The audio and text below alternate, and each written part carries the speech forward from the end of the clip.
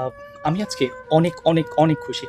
So আমি যদি বলি যে হচ্ছে আমি ছোটবেলায় আমার আমার যখন যখন ঈদ হতো, তখন হচ্ছে আমার মনে আছে যখন আমার আঙ্কেলদের সাথে কোলাকুলি করতাম, তখন হচ্ছে আমাদের নতুন টাকা দিত।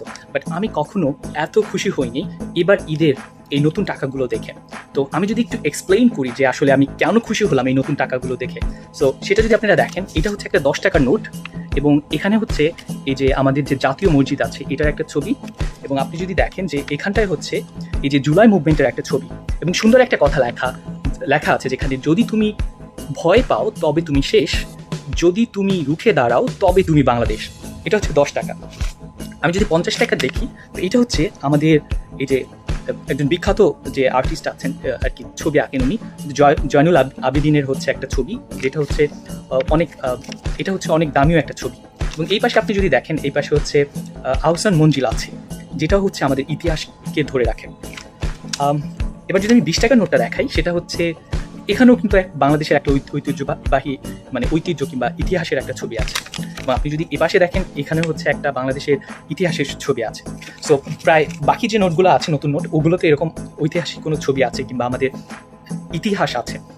সো এই টাকার আসলে বিশেষত্ব কি? আমি যদি বলি যে এই টাকাগুলোর আসলে বিশেষত্ব কি, সেটা হচ্ছে আপনি যদি দেখেন যে এই টাকার বিশেষত্ব হচ্ছে এটা কোনো ব্যক্তিকেন্দ্রিক না, এবং এই যে এবং এটা কিন্তু অনেক একটা বিশেষত্ব হচ্ছে যে এটা ক্ষমতার প্রতীকও নয়। ধরুন, এর আগে আপনি যে টাকাগুলো ছিল সেটা কিন্তু একজন ব্যক্তিকেন্দ্রিক ছিল, এবং যখন একজন ব্যক্তিকেন্দ্রিক হয় তখন কিন্তু আসলে ওই যে কি ক্ষমতার প্রতীকটা হয় ওই ব্যক্তি।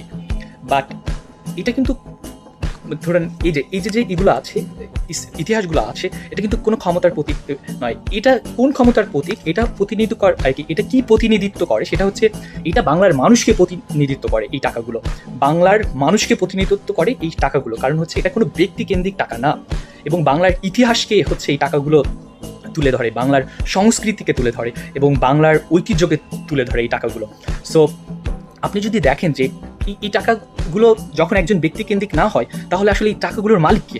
আসলে এই টাকাগুলো আমাদের বোঝায় যে হচ্ছে এই টাকার মালিক, এই যে আমাদের সম্পদ আছে, এই সব কিছুর মালিক হচ্ছে জনগণ, বাংলাদেশের জনগণ। এবং এটা কোনো ব্যক্তি বা কোনো একটা গোষ্ঠীর না, কোনো একটা দলের না। এই টাকাগুলো, বাংলাদেশের এই টাকাগুলো, এটা হচ্ছে আমাদের ঐতিহ্য। এই বাংলাদেশের এই টাকাগুলো হচ্ছে আমাদের ইতিহাস, বাংলাদেশের এই টাকাগুলো হচ্ছে আমাদের সংস্কৃতি। এই টাকার, বাংলাদেশের জায়গার, বাংলাদেশের মালিক হচ্ছে বাংলাদেশের জনগণ। এখন আপনি যদি বলেন কোনো একজন ব্যক্তির ছবি এখানে দিতে হবে, তাহলে আমি বলবো বাংলাদেশে যে 18 কোটি মানুষ আছে সবার ছবি দিতে হবে এখানটায়।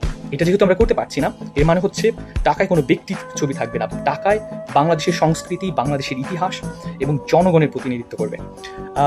এখন যদি আমি দেখি যে এই টাকাটা দ্বারা কি, এই টাকাটা কি বোঝাচ্ছে, যে বাংলাদেশ শুধুমাত্র জনগণের।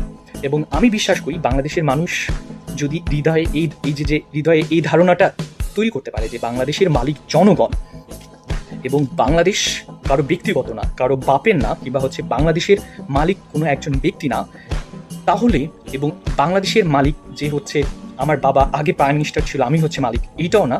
বাংলাদেশের মালিক হচ্ছে জনগণ, বাংলাদেশের মালিক প্রত্যেকটি জনগণ। বাংলাদেশের যদি আপনি ভাগ করতে চান, তাহলে এই 18 কোটি মানুষকে ভাগ করতে দিতে হবে। সেটা যেহেতু আমরা পাচ্ছি না, এর মানে হচ্ছে বাংলাদেশের মালিক আসলে জনগণ।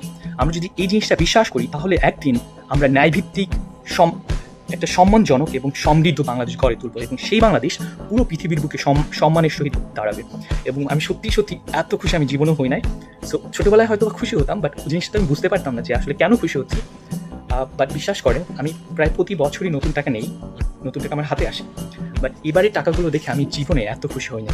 এবং মনে রাখবেন, বাংলাদেশ কারো একার ব্যক্তিগত সম্পত্তি না, বাংলাদেশ আমাদের, বাংলাদেশ জনগণের, বাংলাদেশ আপনাদের। ধন্যবাদ আপনাদের সবাইকে আমাকে এতক্ষণ সময় দেওয়ার জন্য, বিকজ আমি মনে করি এই যে সময়টুকু আপনি দিলেন, এই সময়টা কিন্তু আপনার জীবনের গুরুত্বপূর্ণ ছিল, এবং আপনি যে আমাকে দিয়েছেন এর জন্য আমি চিরকৃতজ্ঞ আপনার কাছে। আসসালামু আলাইকুম, সবাই আমার জন্য দোয়া করবেন, ভালো থাকবেন। আচ্ছা, আমি অনেক খুশি হয়েছি টাকাগুলোতে।